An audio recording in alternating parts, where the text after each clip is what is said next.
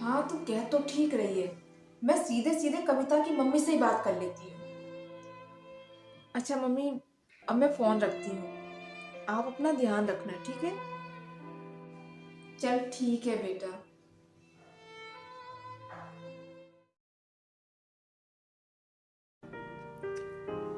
अच्छा मम्मी जी, अच्छा ठीक है, मैं तुझसे बाद में बात करती हूँ। मैं अपनी फ्रेंड के साथ में ना पालिका बाजार जा रही हूँ। ठीक है बेटा, ध्यान से जाना। और शाम को ना थोड़ा जल्दी कोशिश करना आने की, ठीक है? ठीक है मम्मी जी, मैं पूरी कोशिश करूंगी जल्दी आने की। ठीक है।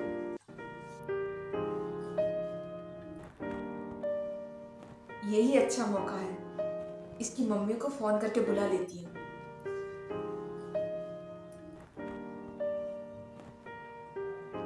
हेलो बहन जी, आपने अचानक क्यों बुलाया है? सब ठीक तो है ना? घबराओ मत, सब ठीक है। बस मुझे कुछ आपसे जरूरी बात करनी थी, इसीलिए बुला लिया अचानक। जरूरी बात? हाँ कविता की मम्मी, पर कहाँ से शुरू करूं ये समझ में नहीं आ रहा। देखो, साफ साफ कह दो, घुमाने फिराने की जरूरत नहीं है। आखिर हम एक परिवार हैं। सही कहा आपने, हम एक ही परिवार हैं। पर मुझे डर लग रहा है कि कहीं इस परिवार के बीच में कोई दरार ना आ जाए। पर डर क्यों है? भला क्यों आएगी दरार? भगवान ना करे ऐसा हो। देखो कविता की मम्मी, मैं आपसे साफ साफ कह देती हूँ, मेरी बात का बुरा मत मानना।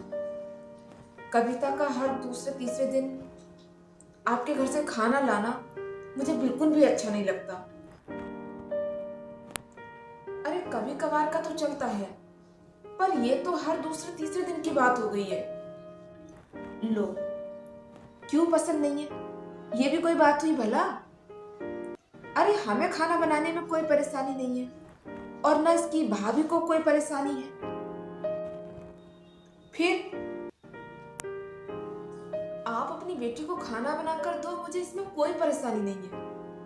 पर जब खाना उसकी भाभी बनाकर देती है तो उसमें परेशानी होती है। मुझे तो आपकी बात बिल्कुल भी पल्ले नहीं पड़ रही।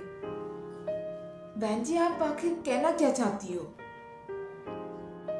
कविता की भाभी आपके कहने से खाना बनाकर भिजवा देती है, पर वो आपके डर से कर रही है या कहने से कर रही है, ये तो उसी को पता होगा ना। पर एक बात सोचो, अरे आपके घर का काम क्या कम है जो आप उस बेचारी पर हमारे घर का भी बोझ लाद रही हैं? ऐसा करके ना आप कविता की भाभी के मन में जहर का पौधा लगा रही हैं, और वो पौधा कब बड़ा हो जाएगा ये ना आपको पता चलेगा और ना कविता को।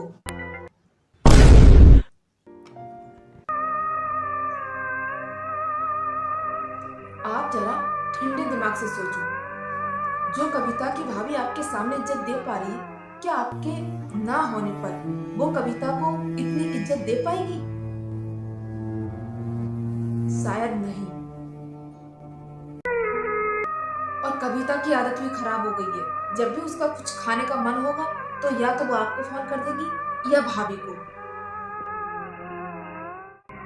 अरे ये भी कोई बात हुई? अरे तुम्हें कोई चीज अच्छी लग रही है तो उसे बनाना सीख लो, अगर तुम्हें बनाना नहीं आता है तो। किसी की पकी पकाई खिचड़ी खाना गलत है।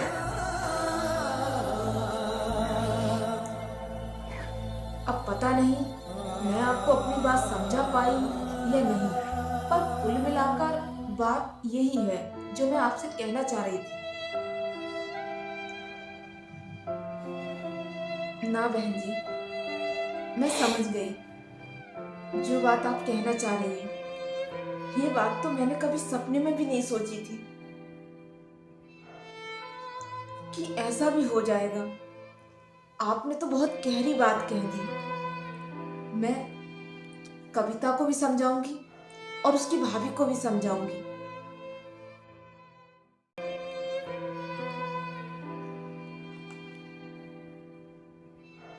अच्छा ठीक है बहन जी, अब मैं चलती हूँ। राम राम। राम राम।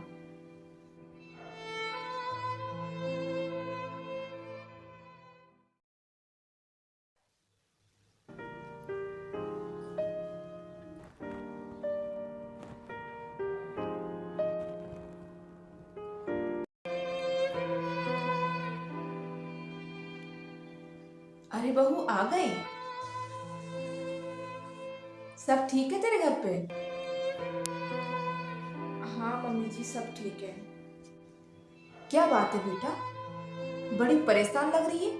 सब ठीक तो है ना? मम्मी जी, मेरी एक बात समझ में नहीं आ रही। मैं जब भी घर जाती थी ना, तो भाभी जी मुझे हमेशा खाना पैक करके देती थी। पर इस बार ना तो मम्मी ने कोई जिक्र किया और ना ही भाभी ने।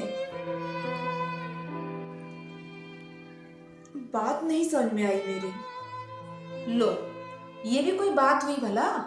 अरे तेरी ससुराल में क्या किसी चीज की कमी है जो हम उनके घर के खाने से पेट भरेंगे?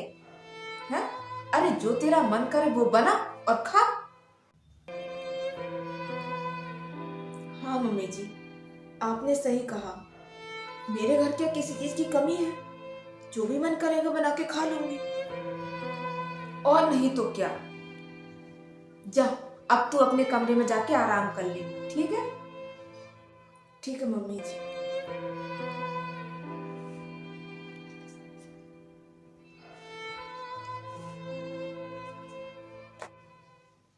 चलो, कविता की मम्मी ने मेरी बात तो रख ली कम से कम। अब धीरे धीरे ये भी समझ जाएगी और सब ठीक हो जाएगा। तो दोस्तों, जो कविता की सास ने कविता की माँ से कहा वो सही था या गलत था? आप लोगों को क्या लगता है हमें कमेंट करके जरूर बताएं। और वीडियो अच्छी लगी हो तो प्लीज हमारी वीडियो को लाइक कर दीजिए और हमारे चैनल पार्वती एंटरटेनमेंट को सब्सक्राइब कर लीजिए।